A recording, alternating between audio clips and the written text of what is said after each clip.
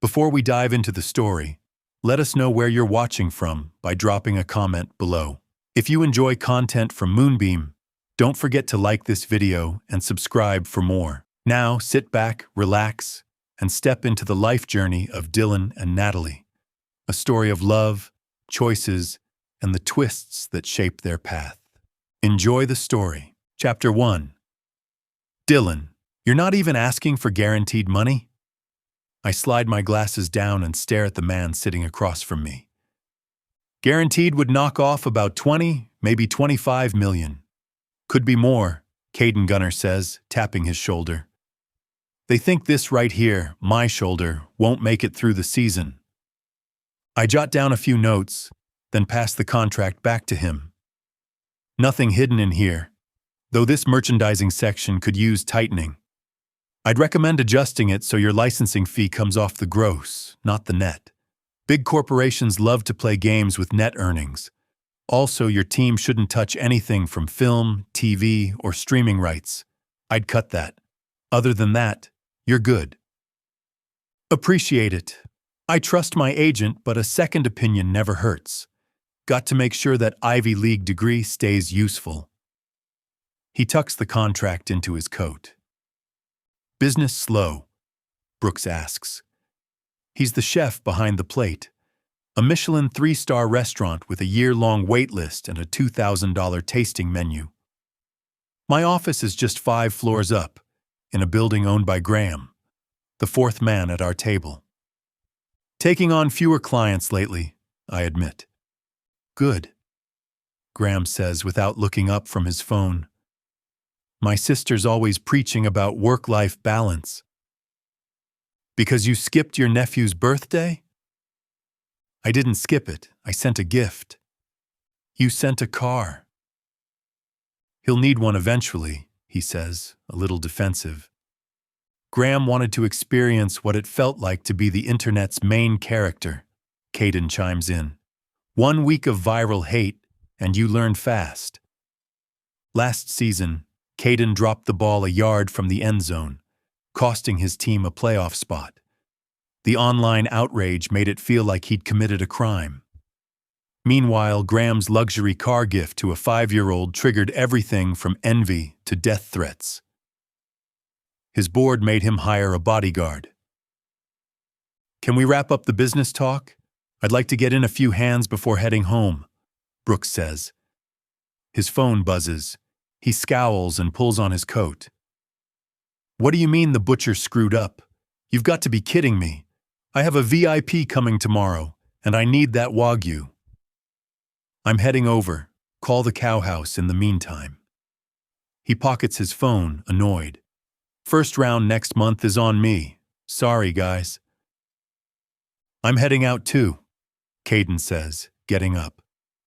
Want to send these edits to my agent tonight. Thanks for reviewing, Dylan. I give him a casual salute. Graham leans back in his chair. I'm staying. Just the two of us? Poker's not much fun with a duo. We could play blackjack.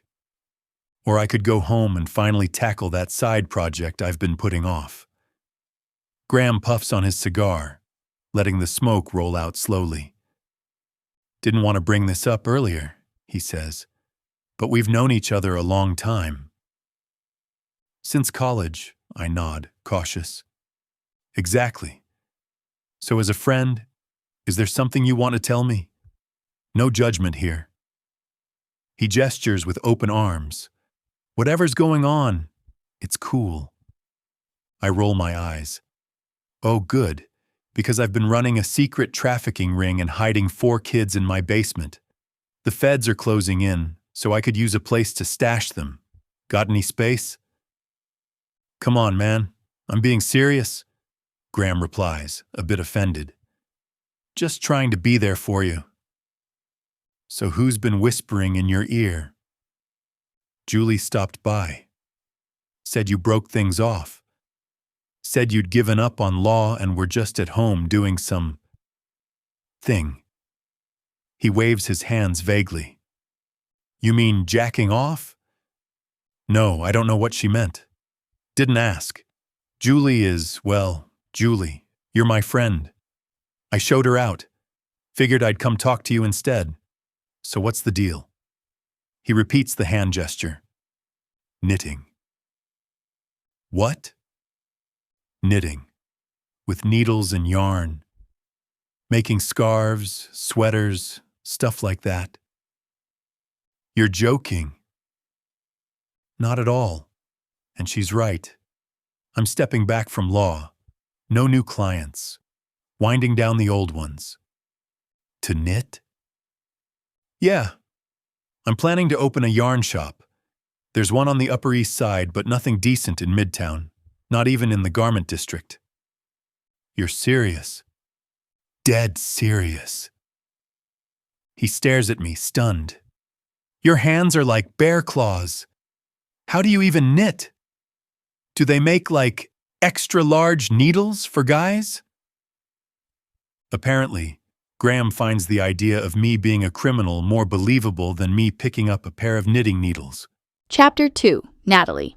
Next time I even think about taking a construction-related case, someone stop me, I groan, sinking into an empty chair around our usual round table at Hotspot. A waiter appears almost instantly. Dirty martini, 3 olives, I say. I haven't eaten and I'm starving. Did you already order? We got a full sushi platter coming, Frankie, my best friend, reassures me. Hotspot is packed, per usual. Not because it's fancy. It's your standard upscale city bar with a backlit wall of liquor, glossy wood counters, and sleek furniture. The main area is filled with small tables and curved booths. Music is all top chart hits, and everyone's dressed like they just came from pitching million-dollar deals. Tight suits, snug blouses, polished shoes. No one's bearing much skin. It's more about high-pressure jobs and low-key flirting. Everyone's here for the same reason. Work is a grind, and this is how we blow off steam. Well, most people. Me? I've never taken it that far. I've gone home alone more times than I can count. Sure, I've figured out how to handle things myself, but the idea of stripping down for a stranger just never clicks. What if he turns out to be married? What if he's got something contagious? Or worse, what if he's some kind of psycho? The list of what-ifs keeps my clothes firmly on. A solid showerhead and some imagination are safer bets. Who else is joining us? I glance at the 2 empty chairs. Luna's bringing someone new, so what's the deal with the case? It's not the case, it's the client. He may have a legit age discrimination claim, but he's wildly inappropriate. Today, in the middle of a meeting, he said he was glad I was there because law is boring and he needed something pretty to look at. Cut him off, figuratively, of course, Frankie says with a smirk. She works corporate law at a steel company where the men outnumber women by a ridiculous margin. She's sharper than any of them and tough enough to survive in a boardroom full of blowhards. I'd love to, but he's my boss's uncle-in-law. We both make a face. Hers sympathetic, mine just tired.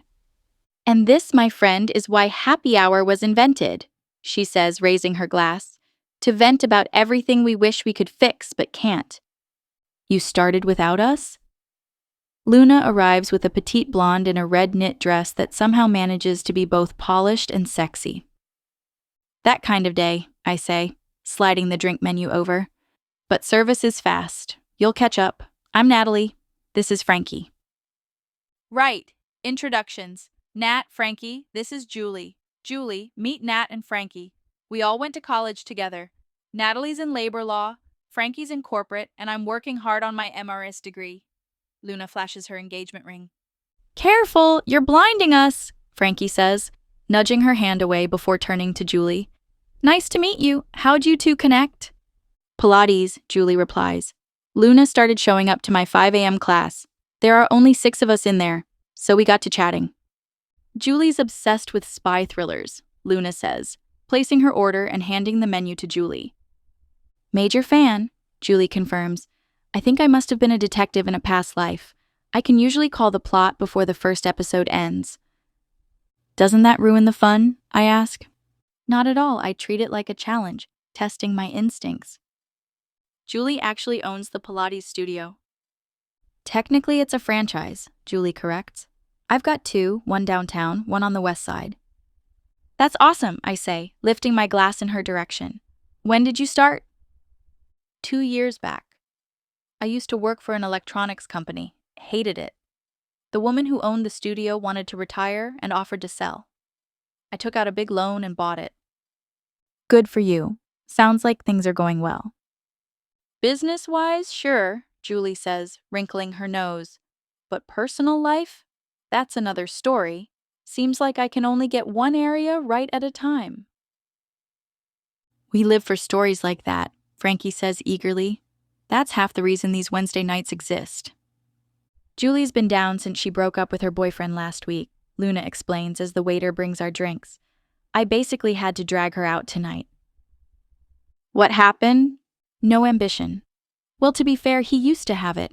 He crushed it in school, got into an Ivy League law program, graduated with honors, clerked for a top judge, launched his own firm, even handled some high-profile cases. Then one day he decided he hated the whole thing and started downsizing his life. Now he just stays home. Frankie and I share a quick glance. Sounds like the dream exit plan for most lawyers we know. Is that really so bad? I ask. Almost every lawyer I know wants out. He's ridiculously talented, and now he just watches old football games and lounges around scratching himself for all I know, Julie says, tipping her glass toward mine. It felt like false advertising. He presented himself as one guy and turned into someone completely different. If I wanted to date a guy with zero drive, I could find one on any street corner. Gotta do what's best for you, Luna says, tapping her glass against Julie's. She gives my shin a nudge under the table. I lift my drink to join the toast, and Frankie clinks hers in as well. This is happy hour, sure, but it's also a sacred tradition. Girl talk, real talk, and the universal therapy of sharing stories with women who get it. Chapter 3. Dylan. Oh, Julie. I open the door, more out of obligation than desire. It's past 1 a.m. and standing there is my ex, clearly drunk, hair a mess, eyes glassy. I tried to ignore the doorbell, but once the neighbor's dog started barking, I gave in. Why? She sobs, collapsing into my arms. The smell of alcohol and cigarette smoke clings to her. I half carry her into the living room and drop her onto the couch. Julie, we broke up. That means you don't show up at my place, day or night. That's the whole point. You have your place. I have mine. I rake a hand through my hair. She's the one who ended things a few weeks back, which I didn't mind. We don't have to be broken up, she slurs. We can fix this. I still love you. You just need to go back to practicing law. It's what you were meant to do. That's one perspective. Another word might be curse. You'll be happy to hear I'm finalizing my last 2 cases this month. Then I'm shutting the office for good. No, she moans. Crying woman? Tough. Drunk, crying woman trying to guilt me into a career reboot? Torture. Probably karmic payback for every past screw-up. I leave her there and go grab water and aspirin. By the time I return, the sniffling has turned into soft snoring. I set the glass and pills on the table and gently cover her with a blanket, one my mom knitted. I should make her leave, but some part of me feels bad that I didn't care more when she dumped me. Honestly, I didn't even realize we were a thing. I was at the park, zoning out on the grass, trying to understand why nature was supposedly so great. She started talking to me. Pilates, yoga, flexibility, all of it. I nodded because my mom had just been diagnosed with cancer, and I could hear her voice in my head. Be kind. It costs nothing. She was wrong. It costs energy, interest, attention I didn't really have. But trying to be a decent son somehow led to having a girlfriend, ditching my legal career, and picking up knitting. Julie seemed nice. Over dinner, she explained she'd just ended a rough relationship. Her ex had cheated with a married coworker while they were living together. She said she'd moved on, got a new apartment, found new love. It took the entire dinner for me to realize I was the new love. We hadn't held hands, never kissed. We just had a couple meals. Somehow, in her mind, that translated to forever. So when she dumped me, claiming even turtles were more ambitious, I felt nothing but relief. Honestly, that's probably an insult to turtles. I spent years chasing every accolade. Best schools, best clerkships, best firms, and in the process, I missed the most important thing. My mom was slowly dying. She hid it from me, said she didn't want to be a burden. And I was so buried in briefs and hearings, I didn't even see it. Not until it was almost too late. She's recovering now, but she can't knit anymore. Her hands are too weak, and the radiation wrecked her vision. So I picked it up for her. Started small. Didn't think much of it. Julie flipped when I told her the yarn and needles in the basket beside the couch were mine. Called it unmanly, like wielding sharp metal sticks automatically revoked my man card. Just for the record, my manhood is fully intact. I've made a scarf, a beanie, and a whole sweater. Pretty proud of that one, actually. Too hot to wear it now, but once winter hits, I'll pull it out. Maybe that's when I'll lose it. Like in that fairy tale where the sister knits shirts for her cursed brothers.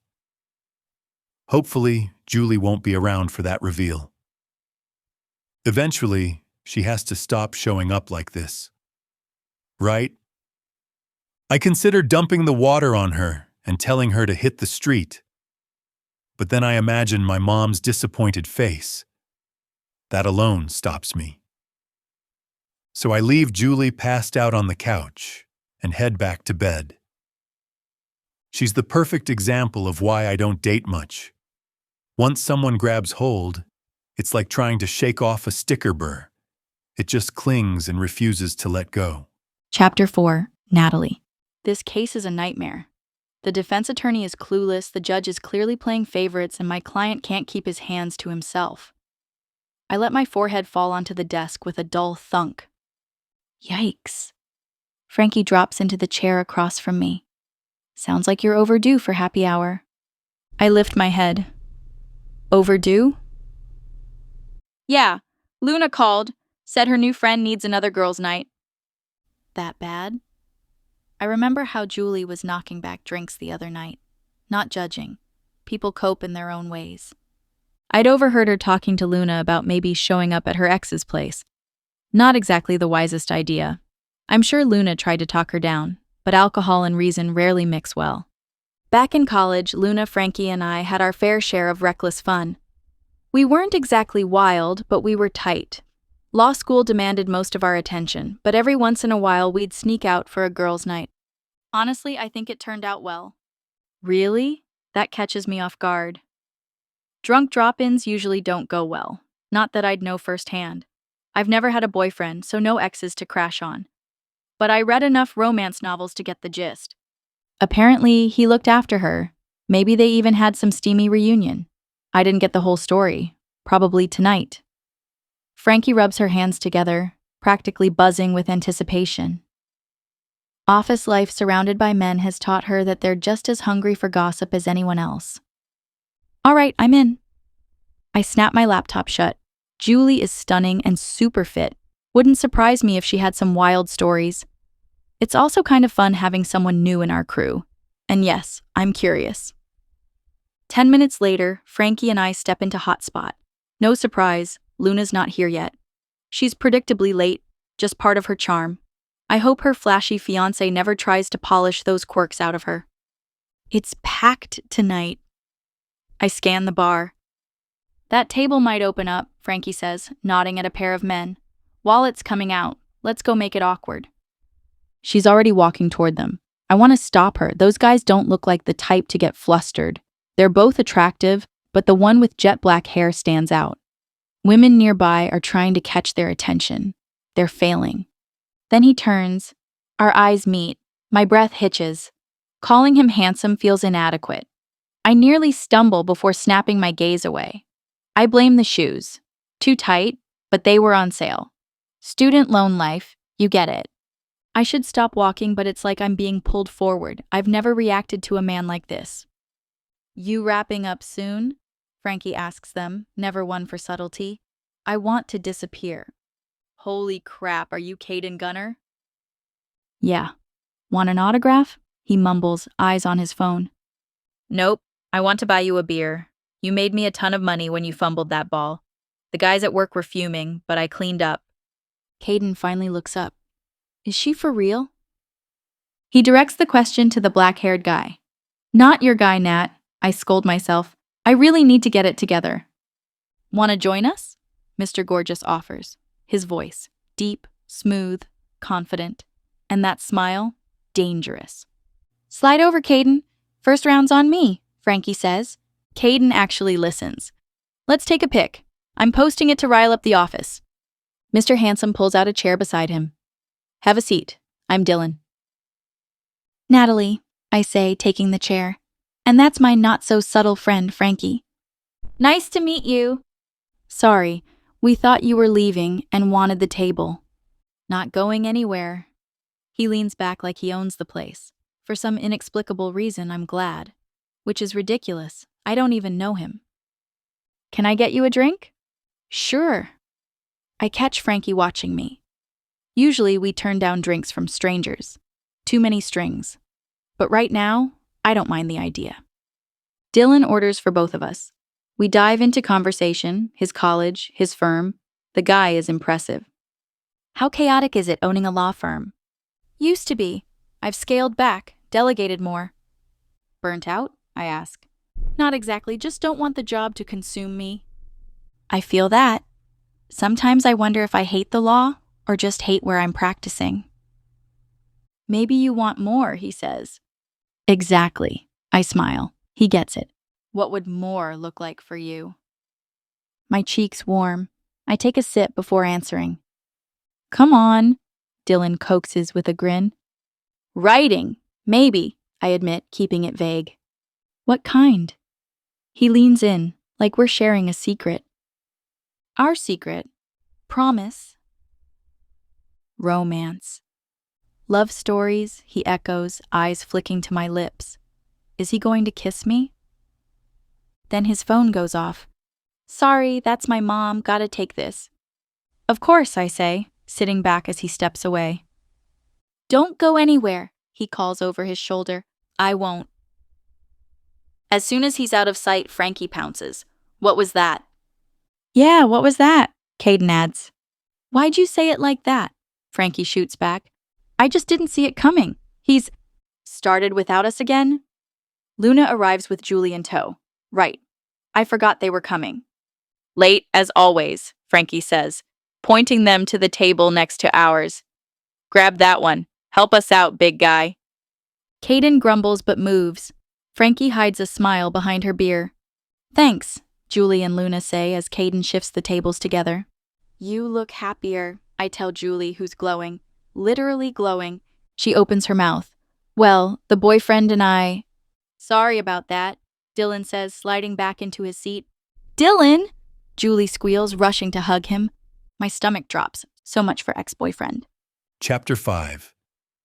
Dylan. I do my best not to recoil as I gently ease Julie off me. Luna told me showing up at your place was a bad idea, she says, casting an apologetic glance toward her friend. I should have listened.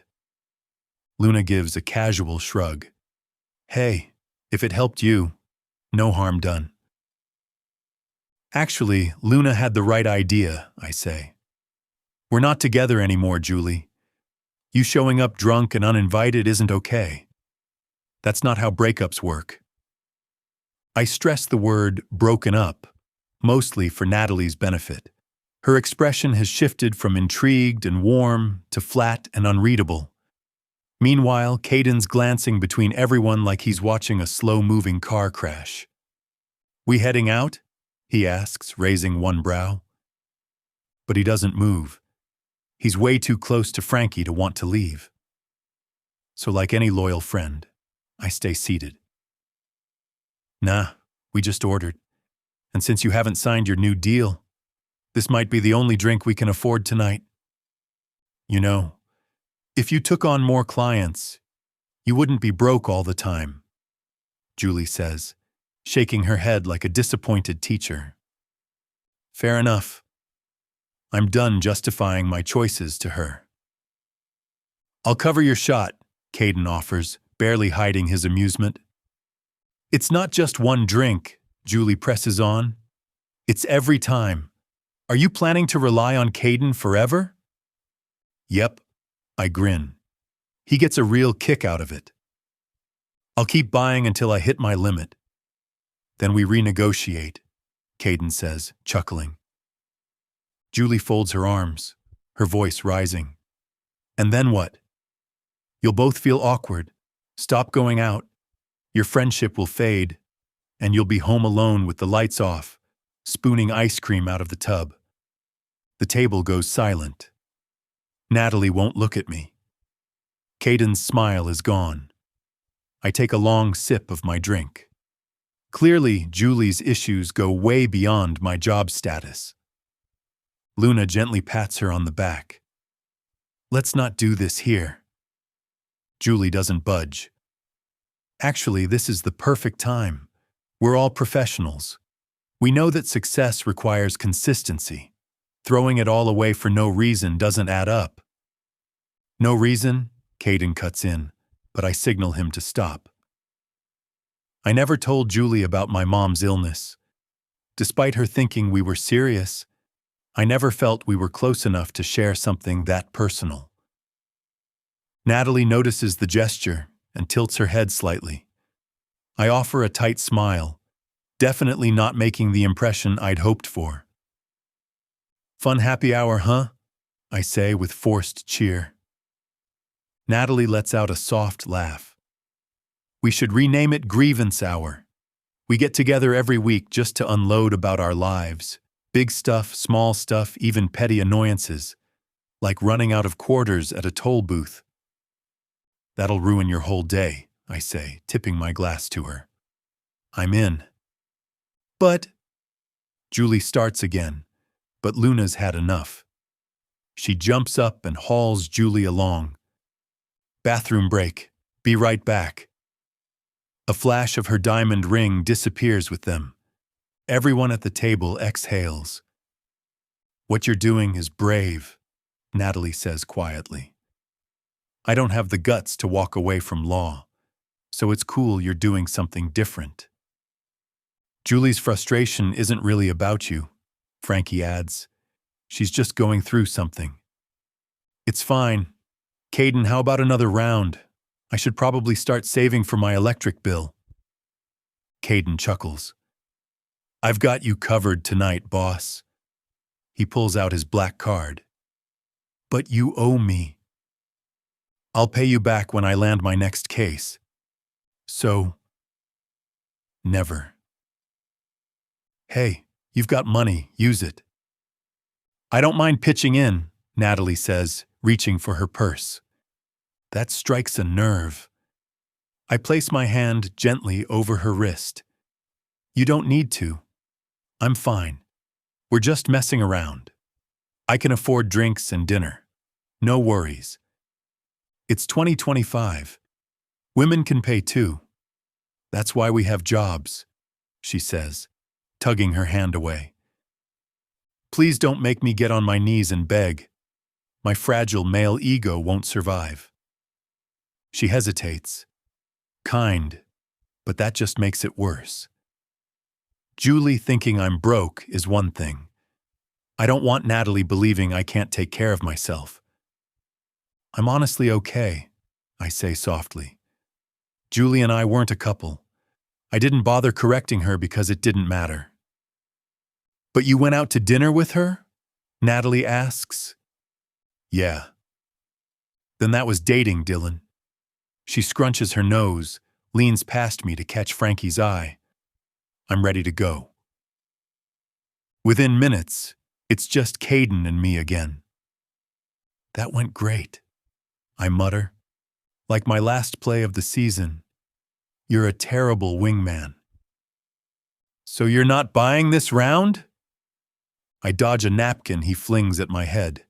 But he's a quarterback for a reason. His aim is spot on. Chapter 6, Natalie. Luna has always been the kindest of us. Given everything she's been through, you'd expect her to be hardened, but she's not. Her past did leave some invisible marks, though, like her obsession with perfection and her deep desire to belong. Frankie and I are probably the only ones who truly know her, the version she doesn't show everyone else. I wonder if her fiancé has seen that side of her. I hope he has. The way he looks at her makes me think it's real love. But what do I know? What worries me more is the world she's marrying into. This isn't just wealth. It's next-level old money wealth, the kind that plays by its own rules. I know Luna wants to be accepted by them. That's why I'm practically sprinting down the hallway. I can't afford to be late. I doubt she'll turn into a bridezilla. But knowing Luna, she'll want everything to be perfect. Not because it's her fantasy wedding, but because she wants to prove she belongs with the Montclairs. Yes, I say under my breath as the elevator doors slide open. I jump in, jabbing the lobby button repeatedly while checking my lift status. The doors are nearly shut when a hand blocks them. I sigh the second I see the diamond-covered watch. Over the top and loud, it screams, "Look how rich I am." Natalie, Morris steps in beside me. You took off pretty quick. He gives me that smug grin he thinks is irresistible. It's not. It makes my skin crawl. I loathe being assigned to his case. Running from me? Just running late, I reply, keeping it short. Big day in court? He hits the same lobby button and the doors finally close, locking us in together. I glance at the security camera in the corner. No, I say, pulling up emails on my phone just to have something to focus on. Meeting someone? Of course, he doesn't know how to take a hint. Nope. That's right, he murmurs, inching closer. I can feel it. You don't date. Mr. Morris, I've told you before. I don't date clients. It's not your firm, he shoots back, sulking like a child. The first time I met Daniel Morris, I thought he was attractive, until he opened his mouth.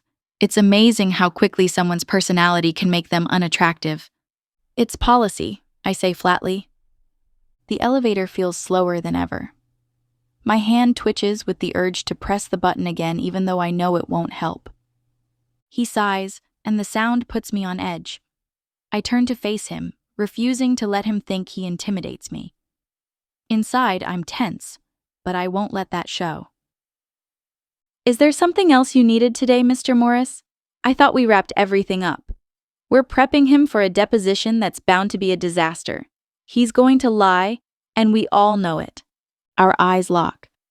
I told you, he says, looking away. Call me Daniel. Thankfully, the doors open.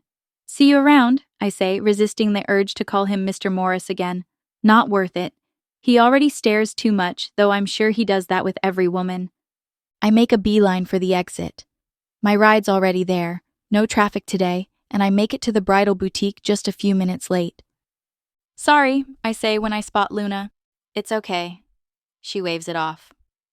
Totally fine, Frankie chimes in with a smirk. I squint at them. You forgot, didn't you? Frankie just laughs. Great. Oh, hey. Julie steps out from behind a rack of dresses. Hi. I smile, though a small part of me sinks. Not that I dislike her, but she's still new to our group. Luna tends to attract people, and not all of them stick around. Do I get to pick? Frankie's already rubbing her hands together. Wait, we get to choose dresses for you to try on? I glance at Luna, a bit surprised. I've already picked them, Luna says with a mischievous smile. I shoot a glance at Frankie. Spill it. What's going on? Frankie grins. Deal was, anyone who showed up late had to try on dresses with Luna. What? That's bad luck. You're the bride. This is your moment. I try to protest, but I know it's useless. As soon as those words leave my mouth, I realize I've made a mistake. Luna doesn't like being the center of attention. She prefers to blend in. I want someone with me, she says softly. There's a quiet honesty in her smile. It'll be fun. Maybe you'll find a style you love for the future. And just like that, I'm trying on wedding gowns. A flicker of Dylan crosses my mind. Again. He's been popping into my thoughts constantly. I keep pushing him aside, telling myself it's pointless, especially since his ex is standing right here. And besides, what are the odds I'll ever even see him again? Turns out, higher than I thought. Chapter 7. Dylan. Appreciate you meeting me here, Michael Montclair says as he flips through the pages I just handed him.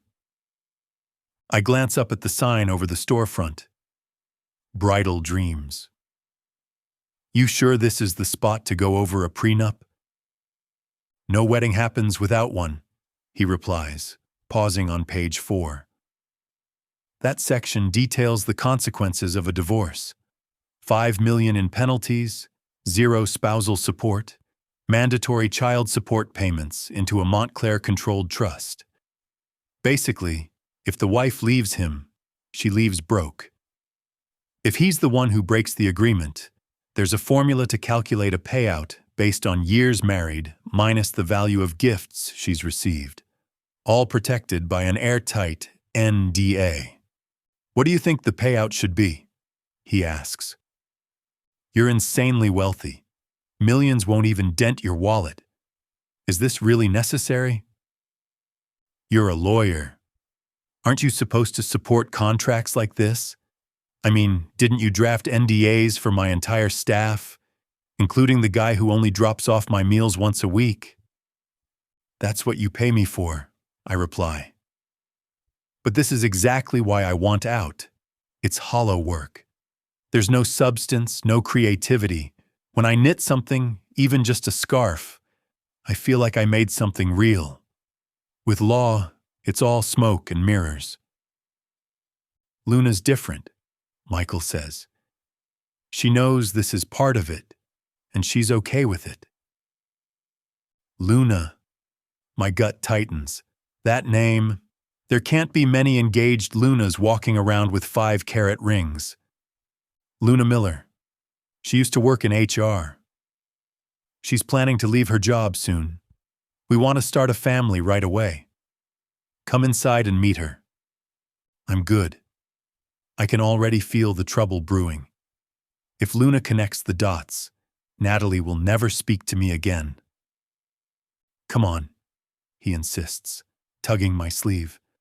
She might have questions. Better to have her lawyer right here. She can email me. Michael, there you are. We've been waiting, Frankie says, her arms spread, then freezes when she sees me. Dylan? What are you doing here? This is my attorney, Dylan Wolfson. Graduated top of his class, clerked for Justice Bergman, owns his own firm. We've already met. I cut in quickly, saving myself from further embarrassment. Yeah, we have, Frankie confirms, her expression tight with suspicion. Understandable, really. Why would the groom's lawyer show up at a bridal boutique? Is Natalie here? I ask, though I already suspect the answer. Of course. Come on in. See, told you, Michael says. I step inside. It's been 5 days since I saw Natalie, and she hasn't left my thoughts. I tell myself she'll understand. I was doing my job. That has to count for something. But all rational thought disappears the second the door opens. The woman standing on the pedestal in front of 5 massive mirrors isn't Luna. It's Natalie. She's wearing a white gown, shoulders bare, the fabric gathered at her waist like rays of sunlight. The skirt is full, but not overwhelming. Don't forget to breathe, Frankie whispers beside me, smirking. If I carried her out of here and found an officiant on the spot, could I marry her before anyone could stop me? I take a step forward. Dylan! Natalie gasps, arms flying up to shield herself. What are you doing here? He's my lawyer, Michael begins. I drafted the prenup. I interrupt, cutting to the chase. Luna, don't sign anything until your own lawyer looks it over. Only now do I notice Luna, also in white, trying on a dress, but I barely registered her. Natalie has all of my attention. Prenup? She asks. It's nothing to worry about. My family insisted, Michael says, but his voice wavers. You look incredible in that dress, I say to Natalie, steering the conversation back to her. Not sure it's the one, she replies, fluffing the skirt. Too much fabric? Not enough sparkle. Can I see the others? I settle into a chair that looks delicate but holds my weight. I'm not the one getting married. Luna just wanted someone to try on dresses with her. Then let's fix that, I say without thinking. We could get married. Wouldn't want those fittings to go to waste. And the prenup? She counters. Don't believe in them. But you wrote one. For Luna. And that's why I'm leaving law. What are you going to do instead? Whatever it takes to be in your life. I take her hand. Come on. Let's get out of here. Chapter 8, Natalie. For a second, I get completely caught in Dylan's gaze. I'd been thinking about him while trying on the dresses. Ridiculous, I know. But then, somehow, there he was. What are the odds? Dylan, Julie's voice yanks me back to reality. Crap. How do I keep forgetting she's here? Yeah, he says, still not looking her way. His hand is in mine, and for a moment, it feels like the only thing grounding me. He doesn't even seem to register that she's the one who called his name. What are you doing here? I ask, starting to pull away. He holds on for half a beat before letting go.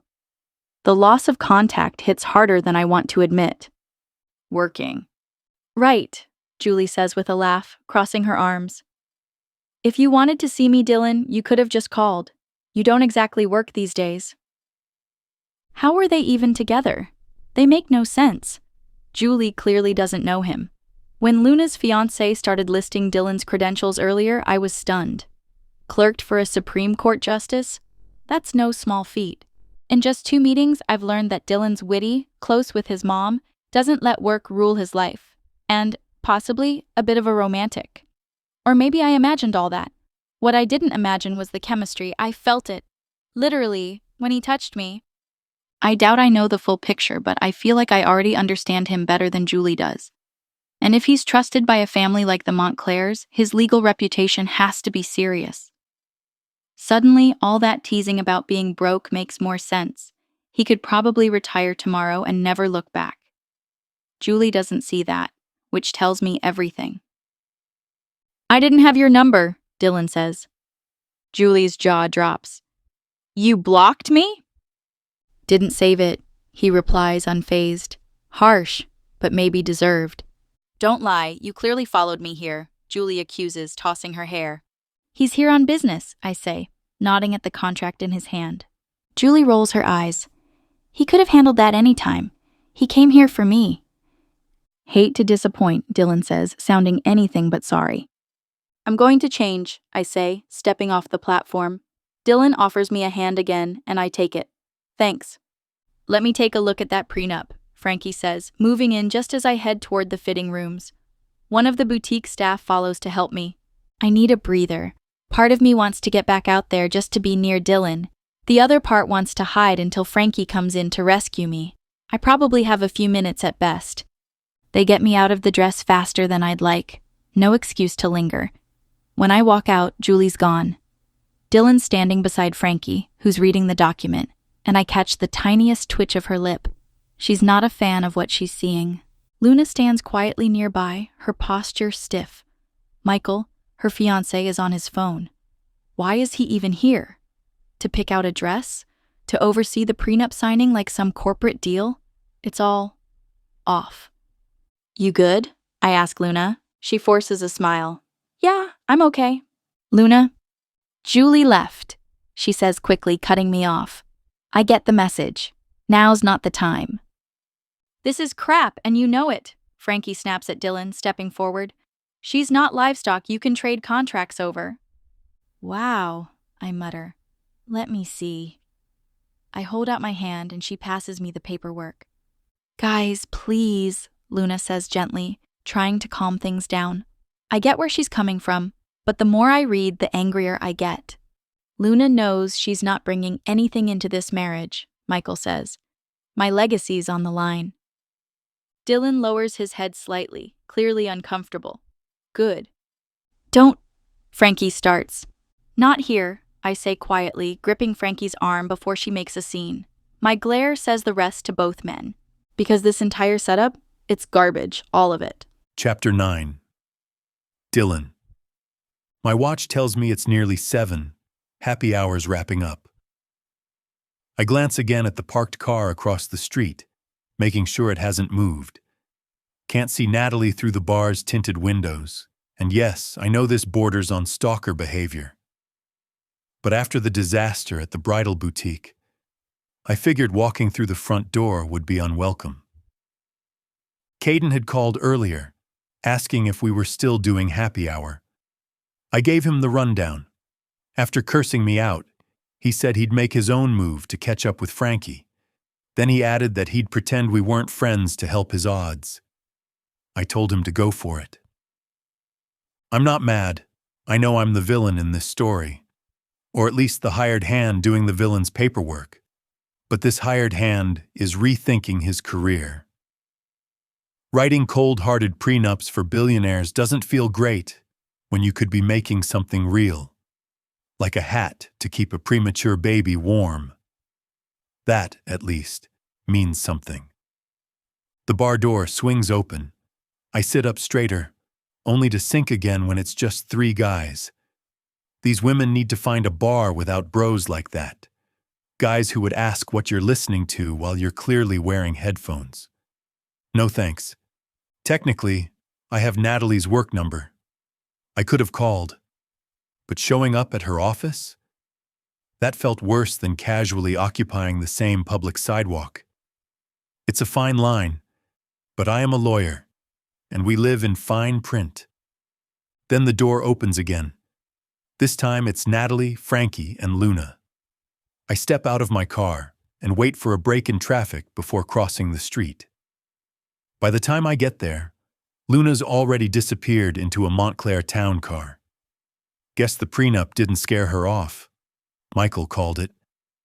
Natalie sees me, but she leans forward slightly, probably unsure it's really me in the dim light. I raise my hand.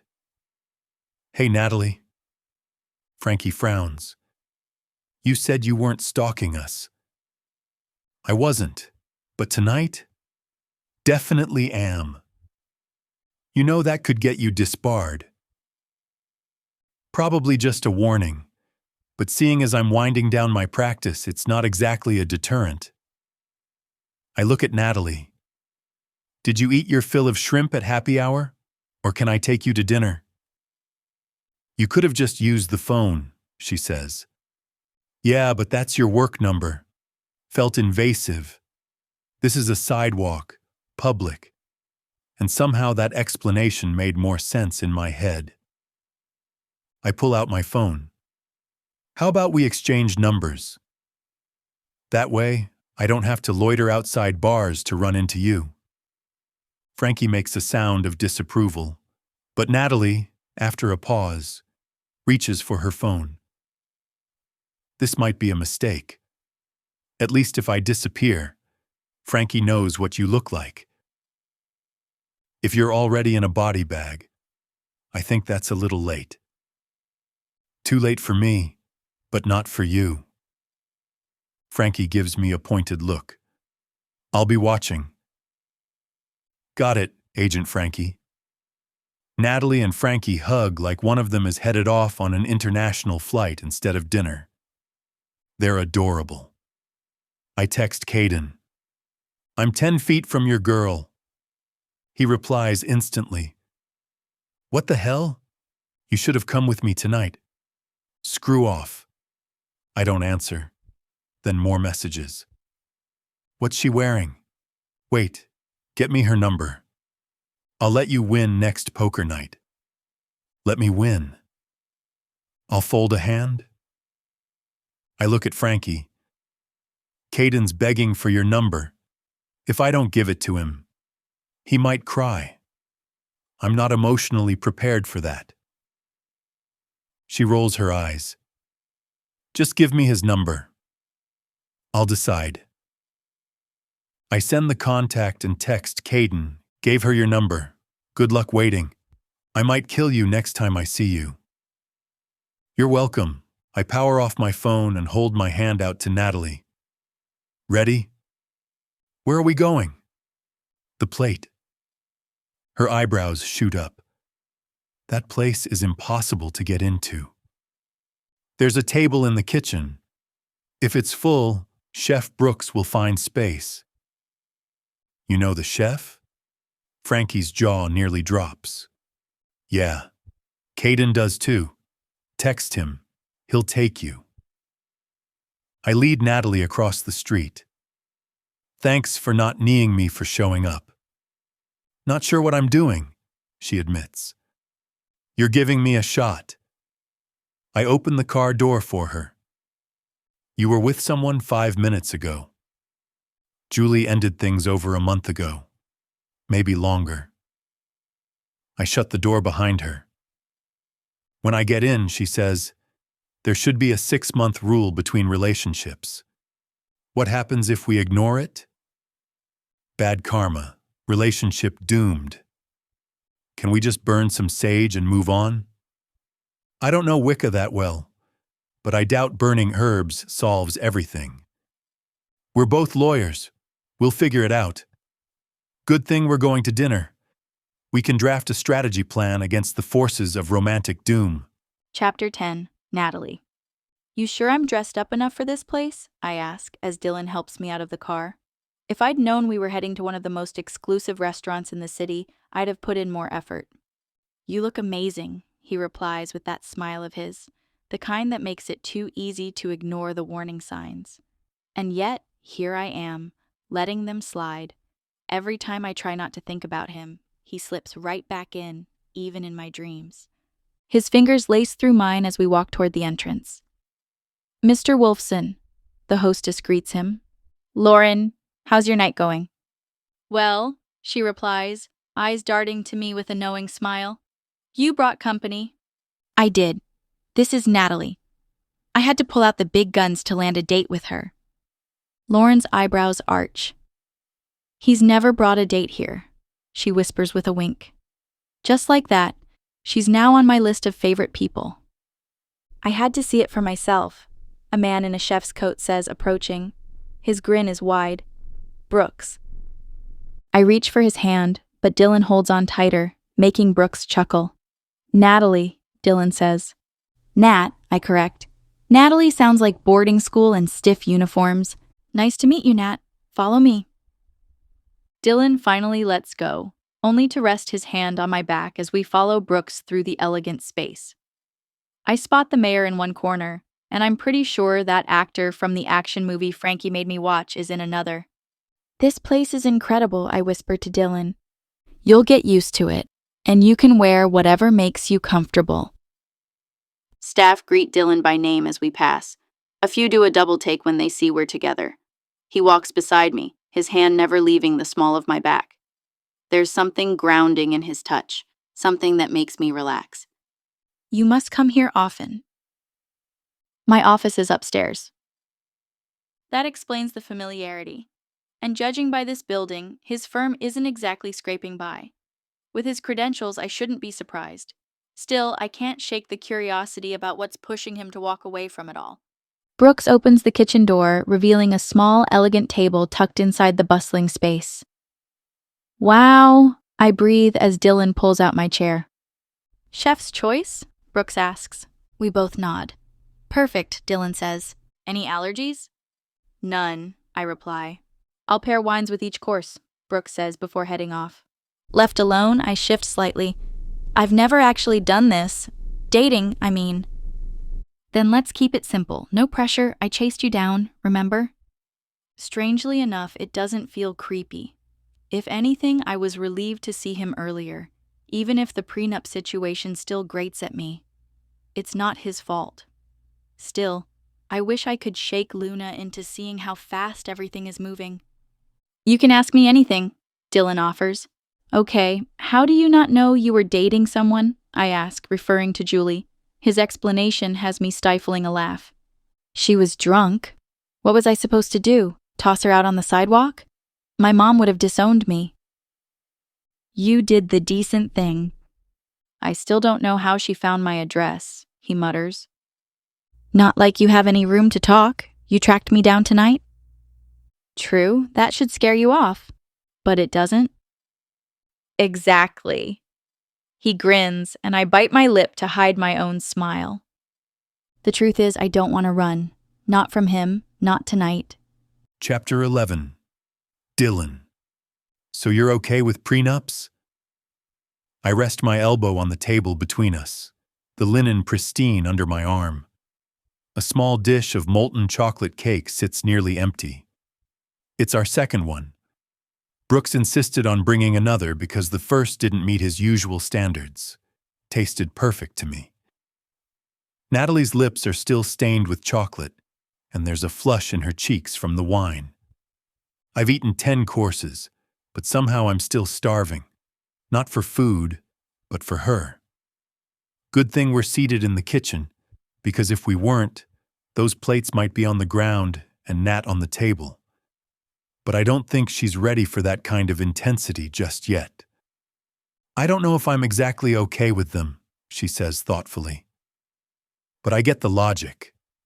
Things tend to go smoother in a divorce when the terms are already laid out. What surprises me is that you're not a fan. Because I'm a guy or because I'm a lawyer? Both, she says with a small smile. Most of the ones I write are for men. It's not always about money. It's about having an exit plan.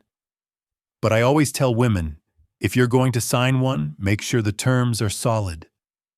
There's a weariness behind her words, like she's seen too many endings, not enough beginnings. Do you handle a lot of divorces? I ask. Not really, but a couple of my friends do. It's how they keep the lights on. She scoops another bite of cake. Watching her, chocolate on her spoon, lips parting, the way she savors it, it does things to me. I shift in my seat, trying to discreetly adjust. If I move, it's game over. Do you have many married friends? She asks. None. All my buddies are single. Then where's all this marriage optimism coming from? I shrug. Hope, maybe. And a serious lack of experience with breakups. Julie doesn't count. Is that because you never realized you were in relationships to begin with? I open my mouth to object, but I pause. It's possible I've dated more than I thought. Rather than dig that hole, I pivot. What about you? Do you date much? She tilts her head. Are we doing this? Answering questions with more questions. But she doesn't wait for me to reply. Not really. Had a thing in law school, but looking back it was more about convenience than connection. We studied well together. That was about it. Jealousy creeps up on me, sudden and sharp. I don't like picturing her with someone else. What's he doing now? I ask, trying to sound casual. She catches the edge in my voice. Are you jealous? I'm curious. I lie. You're wondering how many people I've been with? Her voice is sharper now. Yes, but not like that. I sigh, frustrated. It's not about your past or some purity nonsense. It's that the thought of someone else being close to you messes with my head. I want to be the one, the only one. I reach for her wrist gently. I know it's intense, probably crazy, but better to be honest than pretend I'm not thinking it. Her brows rise, but the corners of her mouth soften. We were close, that guy and I, but nothing happened. I wasn't ready. My jaw loosens, a wave of relief washing over me. She looks away for a moment, then back. You're different, though. I want to be. I want to do everything with you. And to you. She swallows hard. He wanted to, too. I said no. I clench a fist in my lap, tamping down the possessiveness. What about now? Do you want me to walk you to your door and say goodnight, or? Her breathing changes, quickens. My thoughts go dark and fast.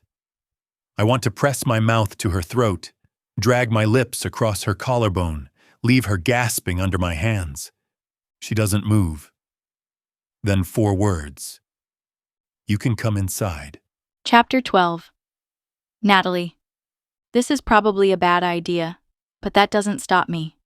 I slide my key into the front door and glance back at Dylan. I can't remember how I left the place, I say, a little breathless. He's standing close behind me, close enough to radiate heat. Ever since we left the restaurant, he hasn't let any space grow between us. That steady pressure, it hasn't eased once. I don't care what it looks like, Natalie. There's something about the way he says my name, never shortened, always deliberate, that makes me pause. I turn to face him as the lock clicks and I pull the key free.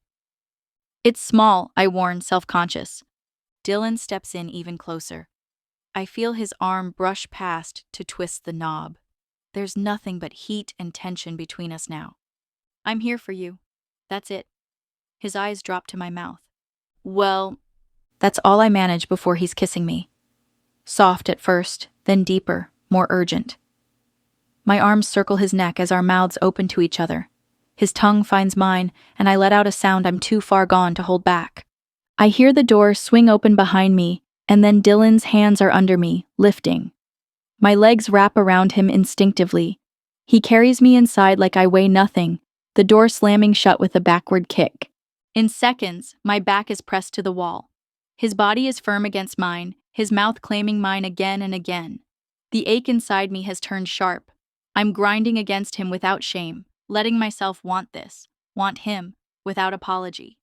Where's the bedroom? He asks against my neck. Left, only door, I gasp. Then we're there. I feel the mattress beneath me, Dylan's body following me down. My shirt is pushed up and I'm fumbling with my bra clasp. That's a nice touch, he says as I undo it. I silently thank myself for picking a matching set today. Something rare. His hand cups my breast, thumb brushing over a nipple that hardens at his touch. I arch toward him, needing more. More, I whisper. He leans in, murmuring against my skin. You always smell so good. I bet you taste just as sweet. Then his mouth is on me, hot, wet, firm. I moan again, fingers tightening in his hair. He sucks, switches sides, and I nearly lose my mind. And it's not enough. As if reading me, his hand trails down, unfastening my jeans. Knew you'd be sweet, he says, kissing his way down my body. But I need more. He stands for a moment. I start to protest, but he stops me. Not leaving, baby.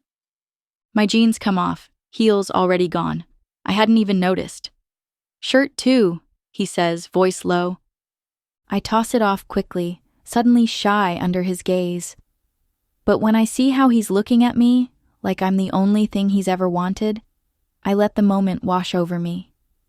He kneels, pulling me to the edge. Is this for me? He asks, tracing a finger along my panties. When he presses against me, I jolt.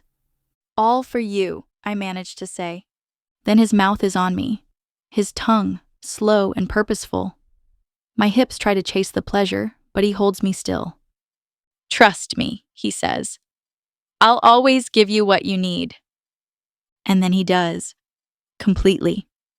I fall apart in his hands, breathless, undone, trusting him with everything. Chapter 13. Dylan. Natalie wanders into the kitchen the next morning, looking adorably tousled. Her hair is a messy halo off to one side, and the shirt she's wearing, my t-shirt, is inside out. Probably my fault. Hope you don't mind, I say, lifting a spatula. How do you like your eggs? She shakes her head as she drops onto the bar stool and sips the coffee I placed in front of her. Clearly not a morning person. Are those pancakes? I nod toward the plate of freshly made blueberry pancakes. Yep, just came off the skillet. Scrambled then, she says. I like the yolks runny if there's toast, but scrambled works. She takes another long sip of coffee like it's the only thing keeping her upright. I prepare her plate in silence until she finally breaks it. Is this normal? I glance at her, confused. The morning after, she clarifies. Aren't you supposed to sneak out in the middle of the night or something? Why would walking out of your place be shameful? I slide the plate in front of her. Honestly, the only reason I wouldn't broadcast this to the world is because I'd be too busy fighting off all the other guys who'd want a shot at being here instead of me. Her cheeks flush a warm pink, just like last night. It takes every ounce of willpower not to clear the counter and make love to her right there. But not yet. This deserves patience. You doing anything today? She shakes her head, still focused on her pancakes. We could catch a movie, or come with me. I promised my mom I'd pick up some new kitchen towels for her. The ones she's using are practically vintage. I love a good houseware store, she says, smiling. Perfect. But we'll swing by my place first. I'd rather not show up at Sur la Table flying commando. Would they know? She teases. Maybe not, but I can't risk causing a scene with my magnetism. Can't have that. I've already eaten, so while she finishes, I clean up. Then I lean against the counter, watching her. Her cheeks flush deeper under my gaze, a mirror of the look she had when I was between her thighs.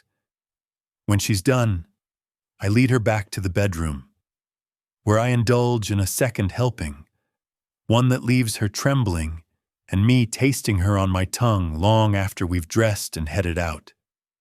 At the store, Natalie picks out cheerful green towels with yellow ducks for my mom and grabs a strawberry slicer for herself. Says it's for a compote she's planning to make.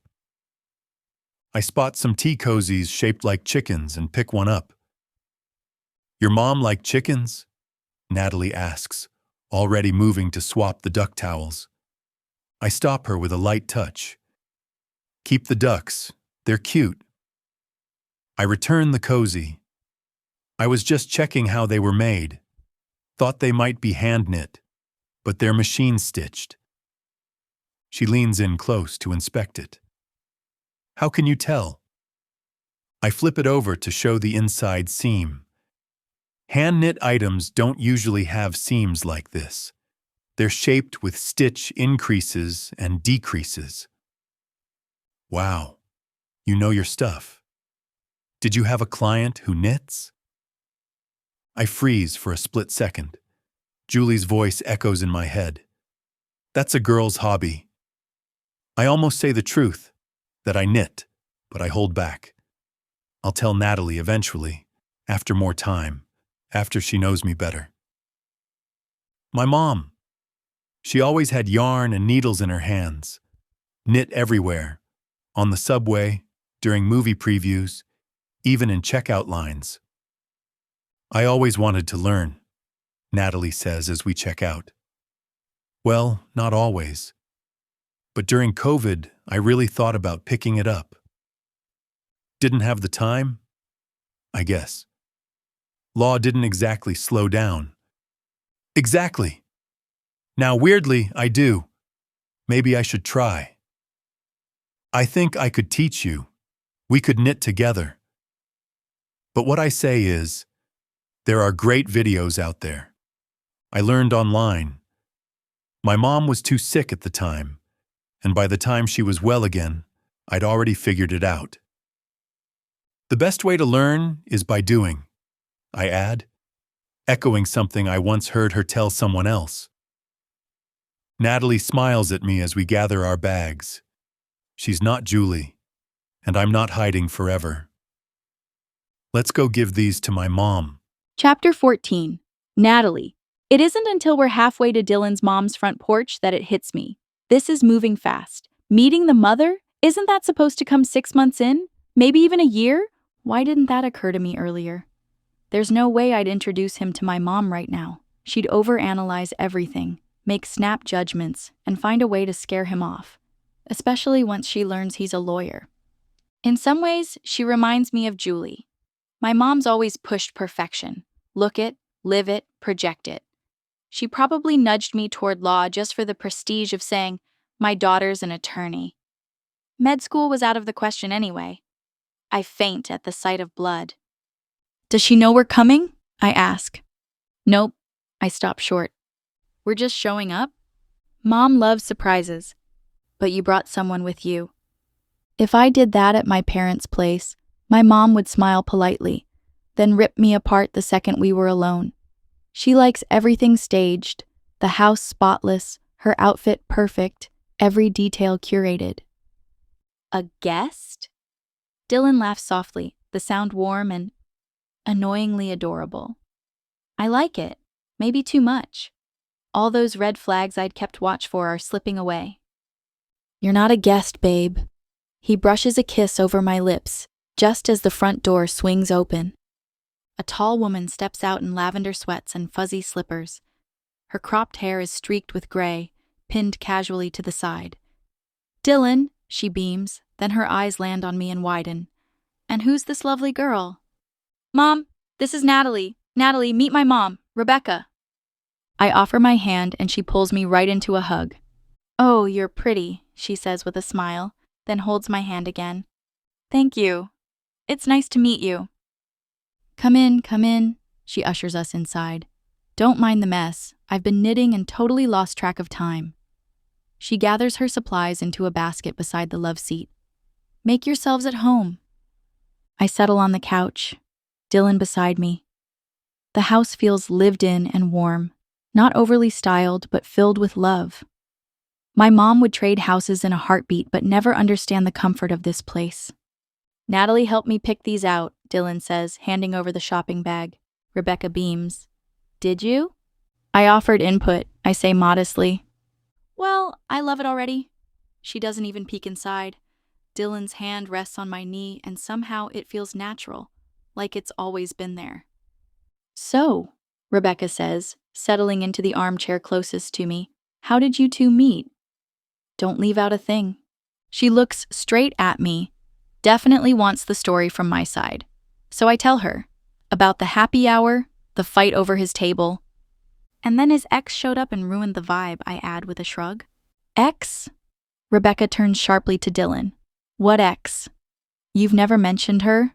Her tone is pure protective mama bear. I try not to giggle. Someone I didn't realize I was dating, Dylan says sheepishly. It's a version of him I'm starting to love. Real, slightly embarrassed, vulnerable. Rebecca snorts. Of course, he's never been much of a ladies' man, but I suppose he was just waiting for the right one. She winks at me. You're the first girl he's brought here, you know. Conversation flows easily from there. She's genuine and relaxed, and I stop second-guessing this entire visit. Until my phone buzzes. Sorry, that's my boss's ringtone. I should get this. Go ahead, dear. You can take it in the den. Rebecca gestures across the hallway. Thank you. It's Angel, my boss's assistant. Total disaster, she says the second I answer. Guess who got thrown in jail? You're kidding.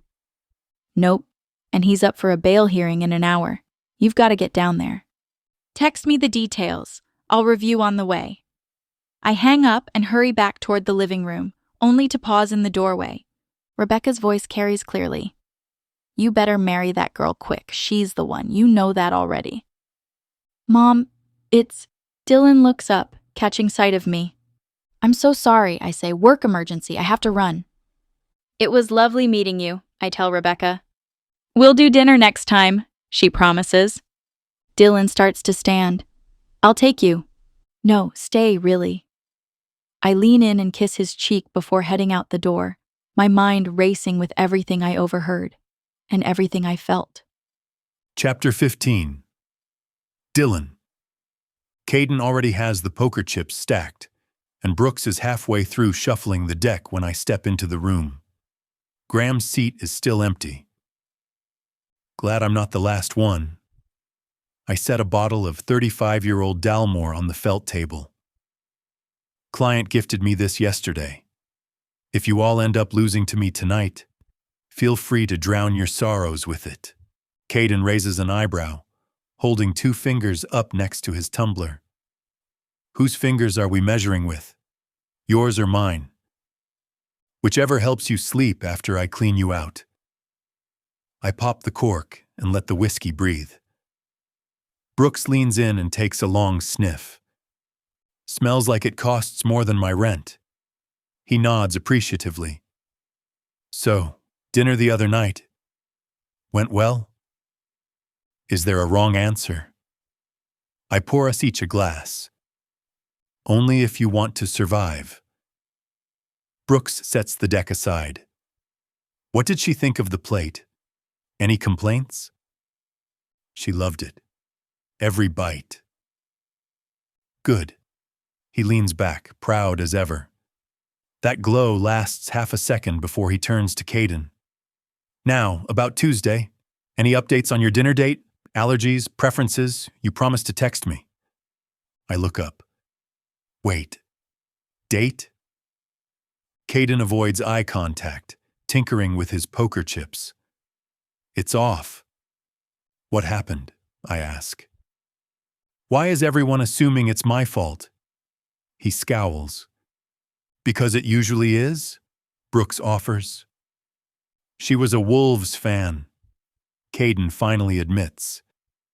There's a pro team called the Wolves? I ask, confused. It's our college rival, he explains. I played for state. She cheered for university. Brooks raises a brow. Unless she was wearing the team jersey in bed, why does it matter? She walked in, saw my framed jersey on the wall, and walked right back out. Maybe she was just reacting to your terrible decor, I offer, lifting my glass to hide the grin. Watching Caden, who never lacks female attention, get tripped up is always entertaining. My place is fine, he grumbles. Anyway, how did I become the topic? What about you and Natalie? When's the wedding? Got a baby on the way yet? I slide the bottle away from him. Cut off. That's when Graham walks in. Did someone already lose?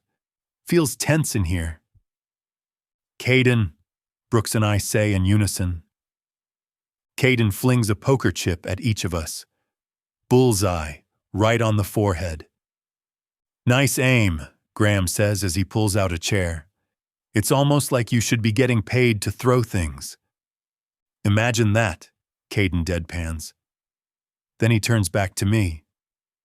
Seriously, man. You took Natalie to meet your mom? I nod. Yesterday. Graham freezes mid-sip. His glass clinks against the table as he sets it down harder than necessary. Brooks grabs a cloth to catch the spill. Sorry, Graham says, then turns to me, eyes sharp. You just met this woman and brought her to your mom already? Are you out of your mind? Caden hums the first line of Crazy in Love. I can't help but laugh. Graham's acting like I proposed yesterday. It's fine, chill. No, it's not fine. You're shutting down your law firm, making huge life changes, and now you're introducing someone to your mom who you've known for 5 minutes.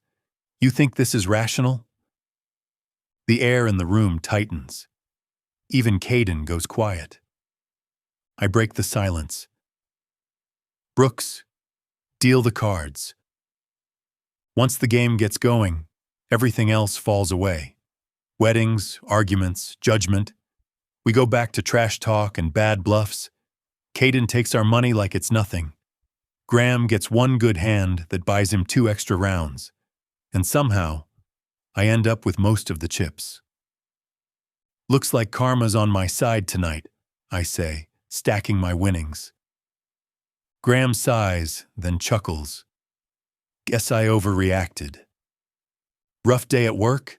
I ask as Brooks pulls Caden aside to talk about something, leaving Graham and me alone. He exhales. You have no idea. Honestly, it sucks that you're quitting. We need more lawyers like you. I tilt my head. You should try Natalie. She's sharp, reads contracts better than most. You'd really send her my way? He seems genuinely surprised. I trust you'll treat her right. She's a good one. You mess with her, we'll have problems. Graham nods slowly. I just don't want to see you hurt. I'm doing what I want. That's it. You should try it. Living for yourself instead of always chasing the next case. I rise and grab my jacket. He reaches out, stopping me. Knit me a sweater and I'll know we're good. I grin. Not sure you're knit-worthy yet, man. I'll let you know. Because sweaters take time, and right now, I know exactly who's worth that effort. Chapter 16, Natalie. This is why we're best friends, I tell Frankie as soon as I open the door and see her holding a bag from my favorite Chinese place. Figured you could use this, she says, stepping inside. You made the news. Great. I haven't even seen it yet. Must have been from when we left the courthouse. Perfect timing for an unflattering camera angle. Being a lawyer isn't always about legal wins. Sometimes it's about keeping your client from torching their own reputation. Morris is making that especially hard. He was arrested last night. His version of events? He was drunk, stumbled into the wrong restroom at a bar, and accidentally groped a woman when he fell. Even hearing it makes me wince. And then there's the footage. Him clearly checking the hallway to make sure no one was watching before slipping into the bathroom. It took a solid hour to convince him not to press charges against the victim for punching him in the face. Frankly, she deserved a medal, not a court date. This isn't what I imagined when I chose law. I step aside so Frankie can come in, locking the door behind her. She makes herself at home like always, grabbing plates from the cabinet. Did someone cook in here? She asks, squinting at the counter. What? I play dumb, but it's no use. She spots the clean pan and spatula still drying by the sink. Busted. Dylan cooked, I admit, and cleaned. She hands me a plate. So you brought him home? It just happened. I shrug. No judgment. She starts unpacking containers of lo mein, dumplings, and egg rolls. I went to Caden's place. I nearly dropped my noodles. You what? I walked in, saw the place, walked out. What happened? I can't believe Frankie even made it that far. You went to his home? She exhales. He's a state raider. I blink. Is that a cult or something? Nat, he went to state. We went to university. They're our rivals. Right. We hate them. Exactly. I'm still not following, but I nod anyway. Frankie piles food onto her plate. So, are we pretending this is about college football? I prod. I'm just not that girl, okay? She says, mouthful of dumpling. You've always been your own person. And that's one of the many reasons I love her. He's too perfect, too rich, too everything, she says, waving her chopsticks. All terrible qualities, I deadpan. Guys like him date Victoria's Secret models. He probably only wants me because I didn't immediately fall for him. Once I do, he'll move on. Easier to bail now. She's probably right to be cautious, but I can see this is also her way of protecting herself. If you say so. When I say his place is insane, I mean it's a damn luxury hotel. I wonder what Dylan's place looks like. I haven't seen it yet, but somehow it doesn't feel like he's chasing women every night. He stayed over, I confess, and I met his mom. Frankie freezes mid-egg roll. Damn, that's fast. I know. I chew my lip, unsure how I feel about it. It just felt Right. When it's just the two of us, it's like everything else fades. The Julie situation was weird, but honestly, Julie's weird. Dylan's got this wholesome energy. It's confusing since he's a lawyer and pulled that prenup stunt, but still. I've been thinking the same thing. There's just something about him. Then go with it. He hasn't texted since I had to leave earlier. Probably giving you space. He seems like that kind of guy. Yeah, I say, though it doesn't make me feel better. A knock sounds at the door. You expecting someone? Frankie asks. No. I check the peephole. Dylan. It's him, I mouth. Frankie raises her eyebrows and grins. I run my fingers through my hair and open the door. Hey, I say. Hey. He offers a sheepish smile. Sorry. Sorry for... I start, but he steps forward, cups the back of my neck, and kisses me. It's firm and full of meaning. He pulls back slightly. Tried to give you space, but ended up here. Good, I whisper, tugging him back in for another kiss. Chapter 17. Dylan. Frankie's been eyeing me like I'm under a microscope. I half expect her to say something, especially since she caught me mid-makeout with her best friend minutes ago. But the silence stretches. It's a move I've used plenty in court. Stay quiet long enough, and the other person will crack just to fill the air. But Frankie? She knows the game. She and Natalie are both lawyers. We could sit in silence for hours. I break first. So, how'd the work emergency go? I ask Natalie, grabbing an egg roll. Not great. Client's a mess. She's losing the media angle, Frankie chimes in, wiping her hands clean and dropping the napkin like a mic. Her attention hasn't wavered from me, not for a second. I try not to show how badly I want her to leave so I can be alone with Natalie. PR's half the battle, I say. Did he run his mouth to the press? Has he ever not? Natalie mutters while boxing up leftovers. I jump in to help, still aware of Frankie's scrutiny. No questions about my intentions? I joke. Got any bad ones? None. All good. She checks in with Natalie like she's waiting for confirmation.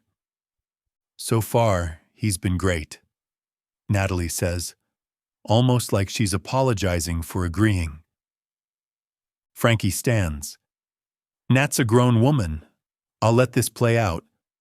But just remember, she turns to Natalie, you can't trust a state raider. I didn't go to state, I reply, playing along. Harvard, actually. Oh, right, Frankie claps once. That'll go in the pro column. I'm afraid to ask about the con list. It's lengthy, she says with a grin. Natalie nudges her toward the door. Don't worry, I'll make him work off the deficit tonight. Terrifying, I deadpan, though I'm grinning ear to ear. As soon as the door clicks shut behind Frankie, I lift Natalie into my arms. Dinner's out of the way. Time for dessert. We kiss until my legs bump against her bed. But as I start to lay her down, she stops me. Dylan, are we moving too fast? Technically, we haven't had sex yet, so this seems like the right speed. But I pause, thinking back to what Graham said about how little I know about her. He wasn't wrong. What's your middle name? I ask. She blinks. Marie. Why? Mine's Davis, Dylan Davis Wolfson, after my mom's father. She wanted part of her family in my name. I meet her gaze. I'm a semi-retired lawyer. You believe in prenups. I don't. And now we know each other's middle names. So does that mean we're moving at the right pace? I think the right pace is whatever feels right for us. If we want to meet parents and stay over and act like we've known each other forever, then maybe we should.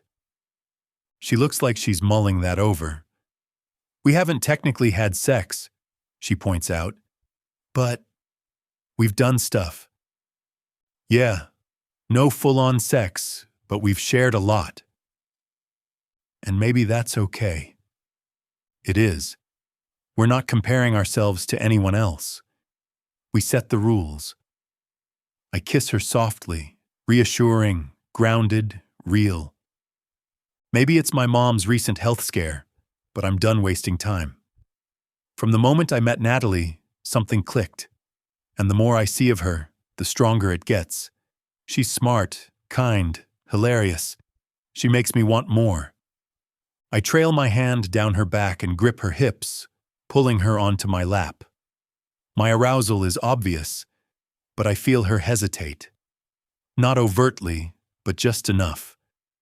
She's still into it. Her fingers slide through my hair. Her mouth meets mine, warm and eager. I kiss down her neck, graze her jaw, run my thumbs over her nipples through the fabric.